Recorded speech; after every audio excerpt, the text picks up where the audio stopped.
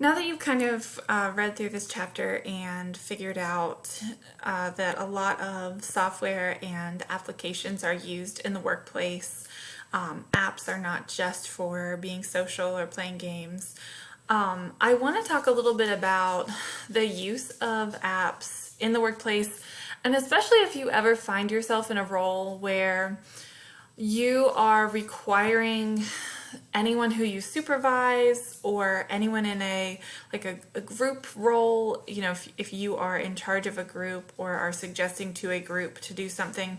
I just want to kind of give my thoughts about softwares, and especially apps and tools for communicating or writing things down. And I think that really I just have some considerations that all kind of lead to one final statement. So I would look at, like, when you're deciding what app you want to use or what software you want to use. I mean, you can even apply this to new programs that might help you do your job better, and if you have to acquire a new program or something like that. How long has the software, the app, whatever, been around? And is the company who makes it doing well?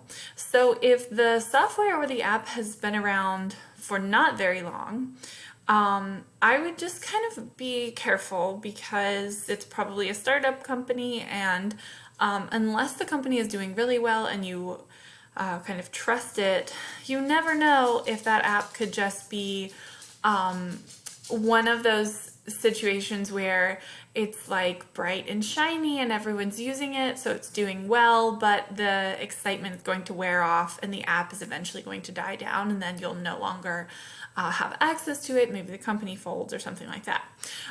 So be careful of really, really, really new companies or softwares, especially if it's a new software that's not being put out by a reputable company. If Microsoft puts out new software, then I would say go for it. But if it's not Microsoft, then I don't know, be careful. Or if it's not a company similar to Microsoft who has a long-standing, trust within the software community. I would also say if a piece of software has been around for a really long time and is no longer being updated, then I would be careful. If you notice that the last update on a new app that you're about to download, because maybe you've heard that it's great, the last update was years and years ago, that probably means that they no longer have people working on that app, and they've pushed their efforts to something else, which could mean that eventually the app is either going to become outdated or obsolete altogether. That's happened before. That's some concerns. If you ever read like the reviews, sometimes people will comment on things like that within the app's systems.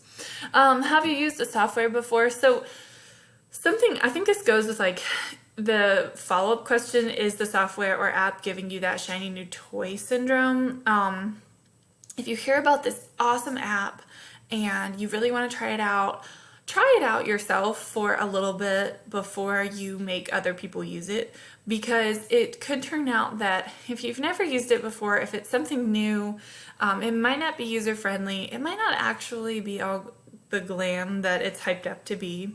And I think that that's really important, because something that is frustrating, and maybe some of you have experienced this, as far as I'm concerned, when software and tools and things in the workplace are continuously cycling through and you have to learn something new and learn something new, which is a thing, it really happens. I mean, you guys are familiar with that, right? Just in terms of like new programs that your teachers use and whatever. So when we're always like, oh, this is new, we're gonna try this out, it just kind of gets a little bit, it gets you into that burnout phase. Like, oh, can we just pick something and stick with it? So if you have tried it before and it was user-friendly, did it take you a while to figure it out? Did your, have your employees did it need a long time? Is it going to be something that's really quick? You can download it today and figure it out by the end of the day, or is it going to take more time? Also something to consider, and I would say this is something to consider just for personal use as well. Let's say you find an app that you think will help you on your job, even though it might not be required, or even just something that you find for school. Does it require one of those like monthly payments or quarterly payments or yearly payments, or is it a one-time purchase? Obviously, depending on the cost, one-time purchase is usually going to be more cost effective. And then of course, if it's an ongoing payment, something that happens to me all the time is like I'll buy something, I will stop using it after a couple of months, and I'll just forget to go in and, get rid of the subscription, and I end up wasting a little bit of money. So that's something to consider. Another thing is, where can you use it? If it's an app that's only able to be used on a computer, that is limiting to yourself because you have to be in front of a computer to use it. It might be a great app.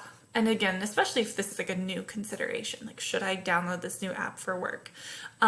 If you can only use it on a computer, but you're not on your computer as much, not a great app. Vice versa, if it's only used on a smartphone, but you don't like doing work on your smartphone, or it's not really going to help you only being able to access it on the smartphone, I would try to find something else. So just my 2 cents. I think that ultimately what it comes down to is, don't feel like you have to buy into all of the bright and shiny new apps that exist in the world.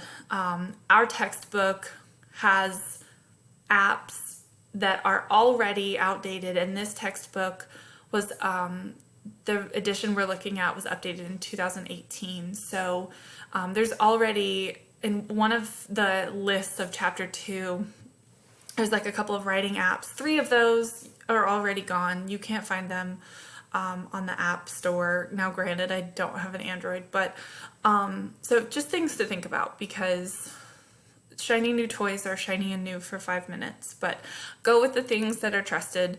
Don't always feel like you have to buy into all the gimmicks of all the brand new things. So those are my thoughts. I hope you enjoy them. If you want to talk about them, please send me an email.